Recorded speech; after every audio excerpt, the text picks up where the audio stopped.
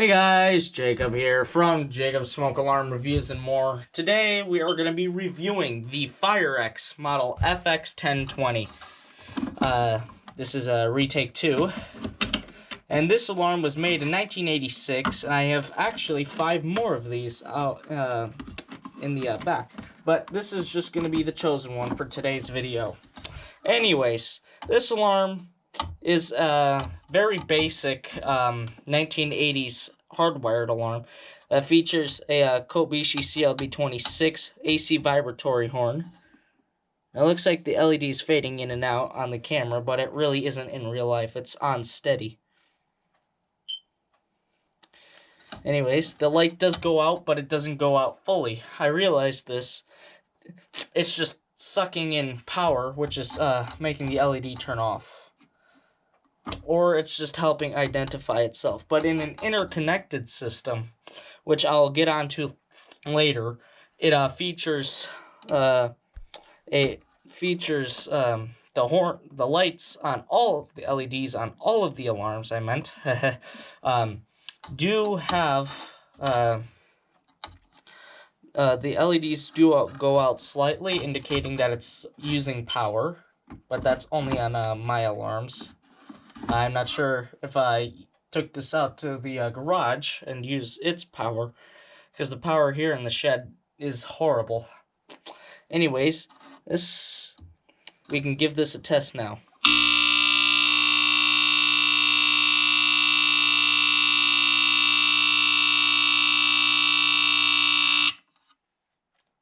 And its interconnect is instant. Whenever the way the interconnect works on these FX1020s and FXW1s and 1As is that it emits 40 volts DC, and when another alarm is present, and this one, when you press the test button on this one, not only does it sound the alarm, it drops the 40 volts on the interconnect line to 0, which is causing another alarm up the circuit to activate, or down the circuit, whichever way you want to put it.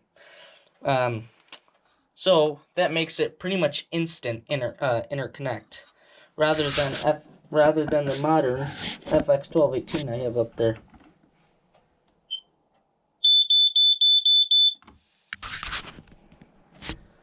Definitely a noise difference. I mean, seriously.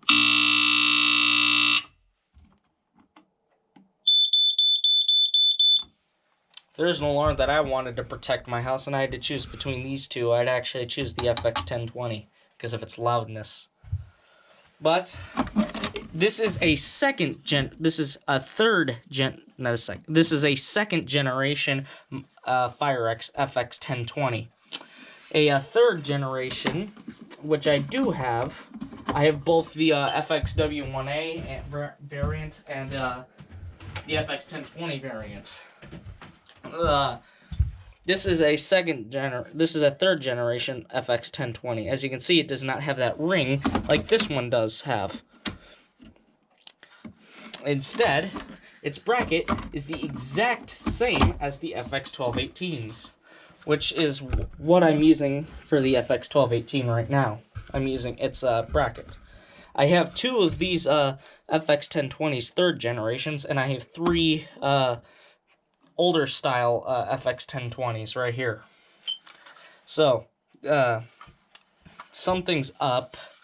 This is an alarm made in 1986, this specific one. This one right here is made in 1988, or maybe it's 1987, I think this one is. And then this one, I think, is 86. 88, yeah, 1988. But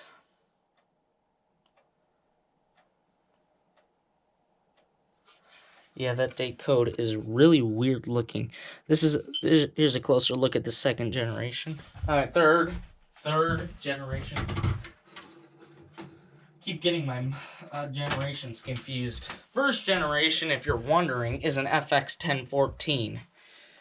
I consider it to be a first generation FX1020 because it doesn't have interconnect and it doesn't have a harness. This is what a second generation looks like versus the third, second, third generations. So we can give this one more test.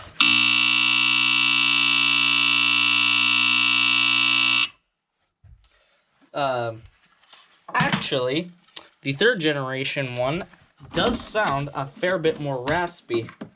Doesn't have that smooth AC, and somehow, if you really try hard enough, you can get the harnesses, you can get the brackets to fit together for this one. And here's why I say this one's a third generation. Look how much different and weird that looks. So we can turn this power back on.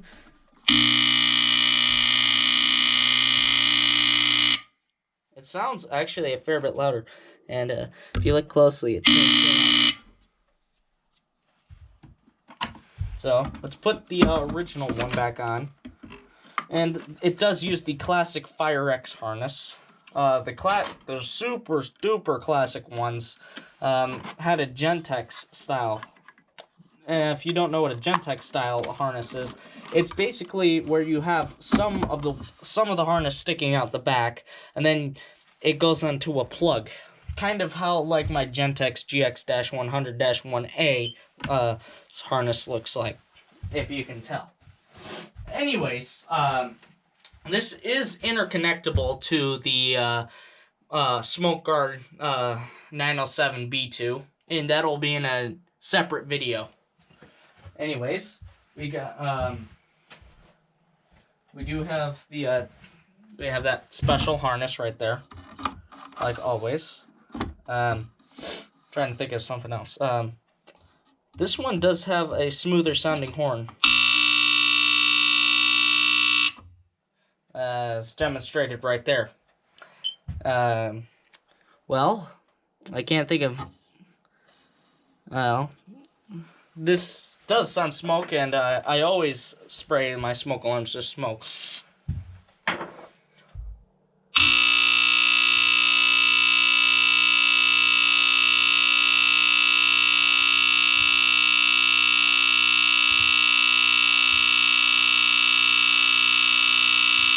If you want to know how loud this is,